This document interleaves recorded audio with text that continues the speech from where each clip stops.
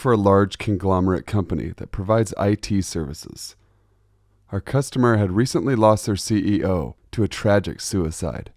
In process of closing his affairs and making ready for his replacement, I was tasked with auditing his computers, 1 laptop, 2 in his office. It was my job to delete any personal email files, instant messages, etc., not company related. Mostly boring conversation, a few games, and 1 weird porn video involving a horse.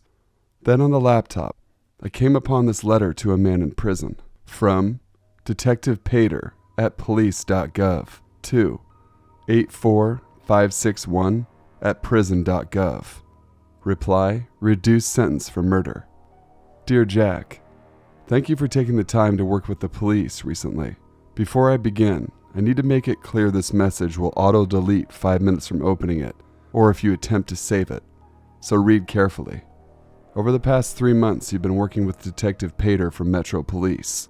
You recorded a series of interviews to aid us in our investigations, and for your generous help with our inquiries, you have been promised time off your sentence. The 20-year sentence you received for the rape and murder of Karen Gaston was judged by the courts as sufficient, so with good behavior, you'd be out in 10. But once that steel door slammed shut on your first night inside, your claustrophobia told you even 10 years and that hell would kill you, so you cut a deal. Confess to 2 unsolved murders, and your sentence would have been halved and then halved again. Pretty sweet. Out in 2.5 years for the rape and murder of 3 young girls. Detective Pater came out and went through everything with you to discover what happened to poor Cindy Russell and Catherine Vine. Recording the interviews of what you had to say, you started coy, unsure how it would play out. The detective won your confidence, though.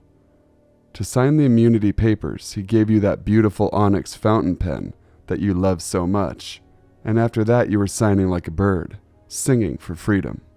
Singing couldn't be further from the truth, though, could it? The degraded details you revealed on how and where you carried out the 2 unsolved murders feature some horrifically accurate depictions. I didn't know you could slip while strangling someone and crush their windpipe, or how anyone could rape the dying Miss Carlyle as the life went out of her eyes. I say interviews, but they have become your confessions. The recordings leave no question of your guilt and confirm beyond any reasonable doubt you committed the other 2 murders, and how heinously you committed them. However, I did laugh during the last interview when you said, "I feel like the truth has set me free." Now, though it is time for my confessions, Detective Pater is no more a member of the police than you will be a free man. When he came to see you that first time, you didn't check to see if he was from Metro Police, did you? What you can now do is check the prisoner register. You have been visited many times over the last 3 months by David Paris, friend of family.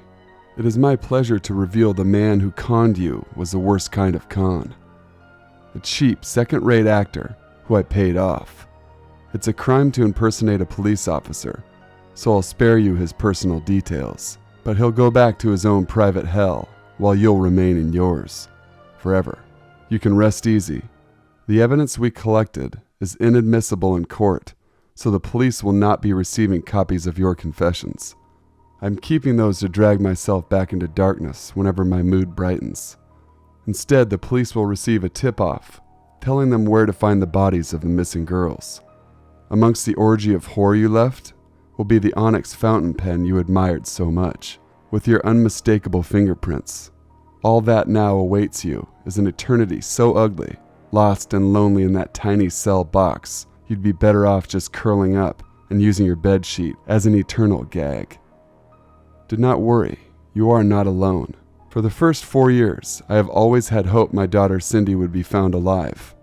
From your description, I visited her mangled, decayed corpse 5 days ago, unable to touch her, bury her, or bless her. Instead of flowers, all I could do was leave that onyx pen.